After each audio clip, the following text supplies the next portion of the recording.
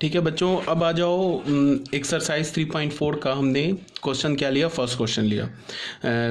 Using elementary transformations find the inverse of this matrix. एक 2x2 order का matrix दे रखा है। क्वेश्चन में क्या बोल रहा है, एलिमेंट्री ट्रांसफॉर्मेशन यूज करके इसका इनवर्स निकालो। अब ध्यान से देखो, एलिमेंट्री ट्रांसफॉर्मेशन बोला है, ये नहीं बोला है कि रो ट्रांसफॉर्मेशन यूज़ करो या कॉलम करो, तो तुम्हारी मर्जी है, तुम रो भी कर सकते हो, कॉलम भी यूज़ कर सकते हो। मैं क्या कर रहा हूँ कि दोनों मेथड से मैं करके दिखा रहा हूँ, रो से भी और कॉलम से भी। तो हमने क्या लिया, यूजिंग एलिमेंट्री रो ट्रांसफॉर्मेशन। इसमें हमने क्या बोला, वी नो डैट, रो के लिए लिया, तो रो में क्या लिख सकते हो, आई ए इज इक्वल टू ए लिख सकते हो ना। आई को क्या रखा, प्री मल्टीप्लाई किया, तो ए इज इक्वल टू आई ए की जगह ये मैट्रिक्स उठा के डाल दिया, आई ए डाल दिया, ए इस ए को रहने दिया। अब हमने क्या करना है, मेरी बात को सुनो ध्यान से, ठीक है, पहले मैं समझा दे रहा हूँ, ध्यान से सुनो। मान लो कि ए 2x2 ऑर्डर का हमें कोई मैट्रिक्स दे रखा है, इन जनरल मैट्रिक्स में ले लेता हूँ 2x2 ऑर्डर का, 1 2 2 1 2 2। तो देखो रो ट्रांसफॉर्मेशन में क्या करेंगे, 2x2 के लिए बता रहा हूँ। रो ट्रांसफॉर्मेशन में हम क्या करेंगे कि सबसे पहले हमारा टारगेट ये एलिमेंट होता है, ठीक है, इसको हमें 1 करना है, ठीक है। और जब ये 1 हो जाए तो उसके बाद इसके नीचे ये जो एलिमेंट है ना, इसे 0 करना है। पहले इसे 1 करेंगे, उसके बाद इसे 0 करेंगे। जब ये 1 हो जाए, ये 0 हो जाए, तो फिर दूसरे डायगोनल एलिमेंट पर आएंगे, इसे 1 करेंगे, फिर उससे इसे 0 करेंगे, ठीक है। पहले इसे 1, फिर इसके नीचे जो है इसको 0, फिर इसे 1 इसे 0। ये किसके लिए बताया, रो के लिए, रो ट्रांसफॉर्मेशन के लिए बताया। अब अगर कॉलम के लिए तो क्या करेंगे, इसे पहले 1 करेंगे, उसके बाद इसे 0 करेंगे, उसके बाद फिर इसे 1 करेंगे, इसे 0 करेंगे। मतलब क्या है, तुम ऐसे देखो 3x3 ऑर्डर के लिए मान लो कि हमारे पास कोई मैट्रिक्स दे रखा है, A11 A12 A13 A21 A22 A23 A31 A32 A33, ठीक है। इसका बोल है एलिमेंट्री ट्रांसफॉर्मेशन यूज करके तुम्हें इसका इन्वर्स निकालो। तो एलिमेंट्री ट्रांसफॉर्मेशन में हम क्या यूज कर सकते हैं, रो ट्रांसफॉर्मेशन और कॉलम ट्रांसफॉर्मेशन। तो मैं रो ट्रांसफॉर्मेशन पे पहले बात कर रहा हूँ। सबसे पहला हमारा काम क्या होता है, इसे 1 करना, इसे 1 करना। अब जब रो ट्रांसफॉर्मेशन में क्या होगा कि इसे जब 1 कर देंगे तो इस कॉलम में ये 2 एलिमेंट है ना, कॉलम में इसको 0 करेंगे। रो ट्रांसफॉर्मेशन की बात कर रहा हूँ, रो के लिए क्या करेंगे, इसे 1, और फर्स्ट कॉलम में ये जो 2 एलिमेंट है इसे 0 करेंगे। उसके बाद क्या करेंगे, नेक्स्ट इसे 1 करेंगे, और उसके बाद इसे और इसे 0 करेंगे। फिर क्या करेंगे, इसे 1 करेंगे और इसे 0 करेंगे। ये हुई रो ट्रांसफॉर्मेशन की बात। तो रो ट्रांसफॉर्मेशन में क्या करते हैं कि हम कॉलम वाइज 0 करते हैं। जैसे इसे 1 कर दिया, फिर इसको 0 कर दिया, इसे 1 कर दिया, इस 2 को 0 कर दिया, फिर इसे 1 कर दिया, फिर इस 2 को 0 कर दिया। अब अगर मान लो कि कॉलम ट्रांसफॉर्मेशन करेंगे तो हम रो वाइज 0 करते हैं। इसका क्या मतलब है कि इसे 1 कर दिया, उसके बाद इसे 0 इसे 0, फिर इसे 1, फिर इसे 0 इसे 0, फिर इसे 1, फिर इसे 0 इसे 0, ठीक है। समझ रहे हो ना बात को, ऐसे करते हैं। अगर 2x2 ऑर्डर में है तो रो ट्रांसफॉर्मेशन में बात कर रहे हैं तो इसे 1, फिर इसे 0, फिर इसे 1 इसे 0। और कॉलम ट्रांसफॉर्मेशन की बात कर रहे हैं तो इसे 1, फिर इसे 0, इसे 1 करेंगे, फिर इसे 0 करेंगे। समझ में आ रही है बात क्या बोल रहा हूँ। अब आ जाओ, अगर ये मेरी बात समझ में आ गई, अब देखो काम कितना आसान हो गया। सबसे पहले क्या करना है हमें, रो ट्रांसफॉर्मेशन यूज करके इसको हमने मेथड 1 बोल दिया, इसे हमने क्या बोल दिया, मेथड 1। अब सुनो, यहाँ बोल रहा है एलिमेंट्री ट्रांसफॉर्मेशन यूज करने के लिए, कोई स्पेसिफिक नहीं बताया रो कॉलम ट्रांसफॉर्मेशन यूज करने के लिए। तो हमारी मर्जी है, हम रो ट्रांसफॉर्मेशन भी यूज कर सकते हैं और हम कॉलम ट्रांसफॉर्मेशन भी यूज कर सकते हैं, ठीक है। तो मैं दोनों करके दिखा रहा हूँ, यूजिंग एलिमेंट्री रो ट्रांसफॉर्म। हाँ, अगर स्पेसिफाई कर देता ना कि रो ही यूज करना है तो फिर हम कॉलम यूज नहीं करते, और अगर बोल देता कॉलम ही यूज़ करना है तो फिर हम रो यूज़ नहीं करते।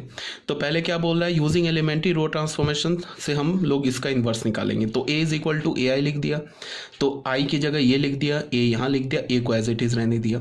अब मैंने क्या देखा कि ये जो एलिमेंट है ना, देखो ध्यान से, ये जो एलिमेंट है ना, ये ऑलरेडी 1 है, तो इसे छेड़ने की जरूरत ही नहीं।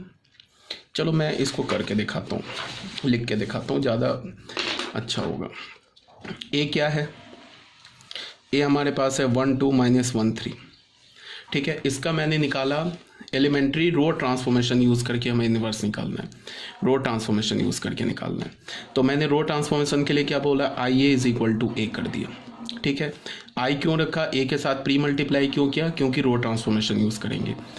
आई लिख दिया 2/2 ऑर्डर का 0 1, इस ए को ऐसे रहने दिया, इस ए की जगह हमने लिख दिया 1 2 -1 3। अब हमें करना क्या, टारगेट क्या हमारा, इसे ये क्या करना है, हमें इसे आइडेंटिटी मैट्रिक्स बनाना है। और इसे आइडेंटिटी मैट्रिक्स बनाने के लिए जो रो ट्रांसफॉर्मेशन हम यहाँ यूज़ करेंगे वही सेम रो ट्रांसफॉर्मेशन यहाँ यूज़ करेंगे और इसे कुछ नहीं करेंगे, इसे एज इट इज़ रहने देंगे। तो हमने पहले क्या करना है, रो ट्रांसफॉर्मेशन यूज़ कर रहे हैं तो पहले इसे 1 करना है, तो ये ऑलरेडी 1 है तो कोई बात नहीं है, बहुत अच्छी बात है। अब दूसरा टारगेट हमारा कौन सा एलिमेंट है, 2, इसे हमें क्या करना है, 0 बनाना है। तो अब मैं सोचूंगा, अब दिमाग लगाऊंगा कि क्या करूं कि ये 0 हो जाए। तो बहुत सिंपल सा बात है, R2 को चेंज करो। क्या R2 में चेंज करो, R2 -2R1 कर दो।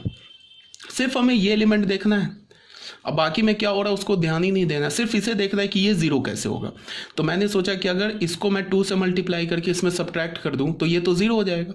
अब बाकी में क्या हो रहा है उसे ध्यान ही मत दो, बस इसको देखो। तो इसका मतलब कि इसे 2 से मल्टीप्लाई करके इसमें सब्ट्रैक्ट करेंगे तो 0 होगा। इसका क्या मतलब है कि R2 को चेंज करेंगे, किसे चेंज कर रहे हैं, R2 को चेंज कर रहे हैं। क्या चेंज कर रहे हैं, R1 में 2 मल्टीप्लाई करके R2 के करस्पॉन्डिंग एलिमेंट से सब्ट्रैक्ट कर रहे हैं। तो वही रो ट्रांसफॉर्मेशन यहाँ यूज़ करना होगा।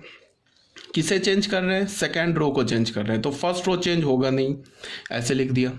अब इसमें क्या करना है, सेकेंड रो में क्या चेंज करेंगे कि फर्स्ट रो के हर एक एलिमेंट को 2 से मल्टीप्लाई करके सेकेंड रो में क्या कर देंगे, सब्ट्रैक्ट कर देंगे। तो देखो इसको 2 से मल्टीप्लाई किया तो ये क्या हो गया 2, यहाँ क्या होगा 0 -2 तो ये -2 हो जाएगा। इसको 2 से मल्टीप्लाई किया तो 0 हो गया, 1 - 0 तो ये 0 हो गया। ये रो ट्रांसफॉर्मेशन यहाँ अप्लाई कर दिया इंटू ए। वही रो ट्रांसफॉर्मेशन यहाँ अप्लाई करेंगे, पहला रो तो चेंज होगा नहीं, इसको 2 से मल्टीप्लाई करके सब्ट्रैक्ट किया तो ये 0 हो गया, इसको 2 से मल्टीप्लाई किया तो क्या हो गया -2। अब सब्ट्रैक्ट करना है, समझो 3 में से सब्ट्रैक्ट करना है, क्या सब्ट्रैक्ट करना है, -2, तो ये क्या हो गया 5। समझ रहे हो बात को ना, सुन लो, कहीं भी एक बार भी अगर तुम गलती कर दोगे ना कैलकुलेशन में, अभी तो 2/2 ऑर्डर का है, 3/3 ऑर्डर का आएगा, एक बार भी गलती कर दिया, कैलकुलेशन बहुत ध्यान से करना होगा, कहीं एक बार भी गलती हो गई क्वेश्चन दोबारा सॉल्व करना पड़ेगा। उसको गलती चेक करने में जितना टाइम लगेगा उससे अच्छा है कि क्वेश्चन को तुम दोबारा स्टार्ट कर दो। तो बड़े ध्यान से कैलकुलेशन करना होता है, ठीक है। अब हमारा टारगेट क्या है, इसे 1 करना। अब मैं सोचूंगा कि ये 5 1 कैसे होगा, तो मैंने बोला कि कोई बात नहीं है, सेकेंड रो को हम क्या कर दे, ये ट्रांसफॉर्मेशन यूज कर ले, सेकेंड रो को क्या कर ले 1/5 R2 कर दे।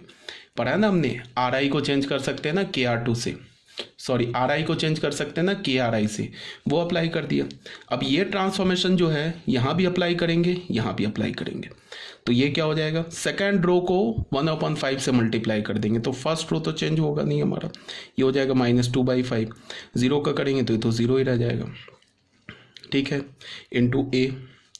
और यहाँ क्या हो जाएगा, ये 1, ये क्या हो गया -1, ये क्या हो गया 0, ये क्या हो गया 1, ठीक है। अब हमारा दूसरा टारगेट क्या, इसे 0 करना। तो इसे 0 करना तो बहुत आसान दिख रहा है, अगर हम R1 R2 को ऐड कर दे तो ये 0 हो जाएगा। तो हमने क्या किया, किसे चेंज किया, R1 को चेंज किया। क्या चेंज किया, R1 और R2 को ऐड कर दिया। ये जो लिख रहा हूँ ना ट्रांसफॉर्मेशन, ये अपने दिमाग से लिखना पड़ेगा, ये कोई नहीं बताएगा तुम्हें। तो R1 R2 को ऐड किया तो 1 -2/5 क्या होगा, 1 -2/5 क्या होगा 3/5। अब इसको ऐड करेंगे तो 0 ही रह गया, और ये क्या हो गया हमारा -2/5। कुछ तो गड़बड़ कहीं पे कर दिया मैंने, लगता है यहाँ पे 0 0 2 कैसे आ गया, एक मिनट देखने दो। इसको हमने क्या किया है, R2 को यहाँ पहले मैंने क्या कर दिया, 1 तो है ही, इसको R2 को चेंज किया -2R1, तो 2 से किया 0 हो गया, 2 किया तो -2, 3 -2 5 हो गया, ठीक है।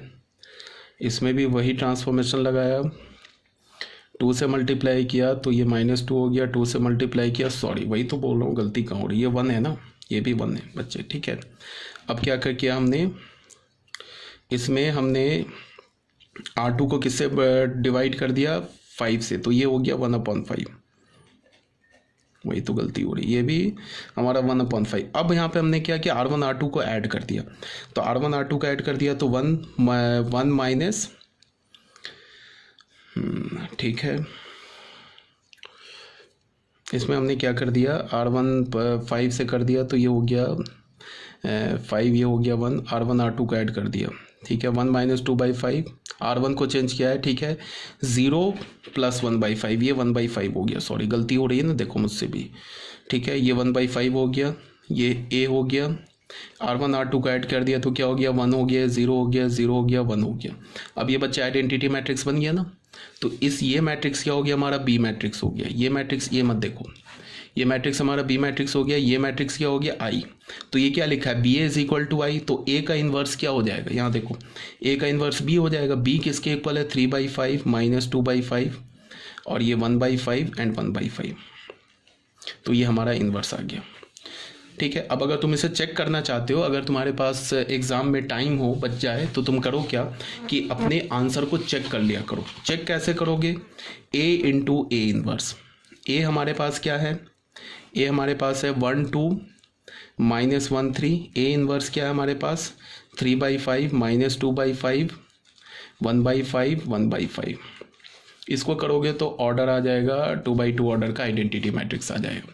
तो इसका मतलब है कि ये जो हमने इन्वर्स निकाला ना, इन्वर्स, ये हमारा करेक्ट है, ठीक है। तो ये क्या मैंने बता दिया, by using elementary row transformation. Row transformation use करके तुम इन्वर्स कैसे निकालो। ये तो हमारा था मेथड नंबर 1। अब बच्चों आ जाओ मेथड नंबर 2 में। मेथड 2 में क्या है, बाय यूजिंग कॉलम ट्रांसफॉर्मेशन।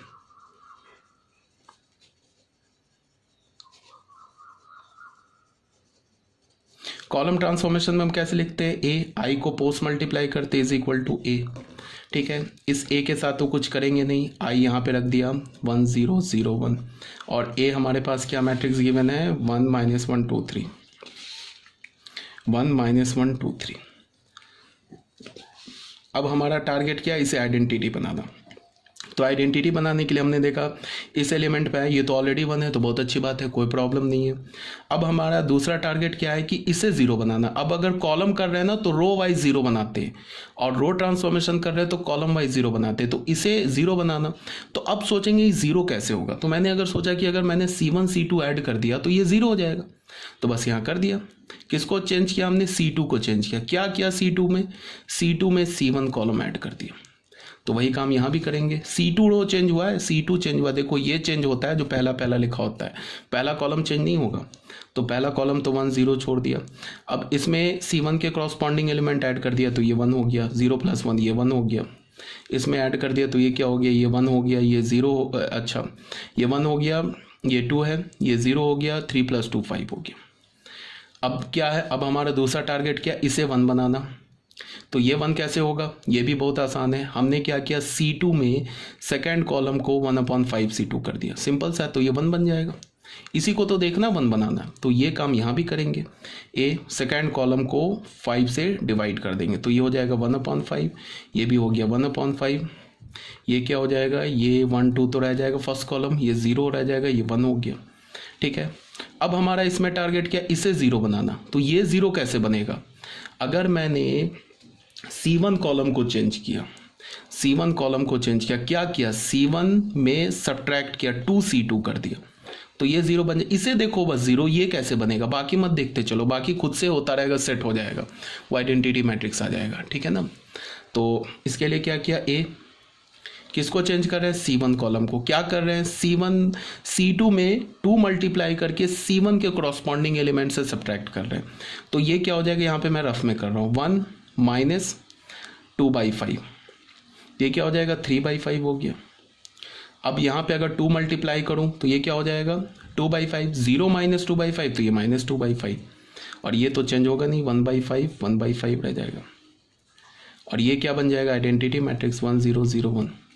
तो जैसे ही आइडेंटिटी मैट्रिक्स बन गया, ये इन्वर्स हो गया। ये क्या लिखा है, इसको B मान लो, तो ये क्या लिखा है, AB = I, ठीक है। तो A का इन्वर्स क्या हो जाएगा, B, और B किसके इक्वल है, 3/5 - 2/5, 1/5 1/5। तो ये हमारा क्या हो गया, आंसर आ गया, ठीक है। तो आई थिंक ये आपको आ रहा होगा समझ में क्या बोल रहा हूँ मैं।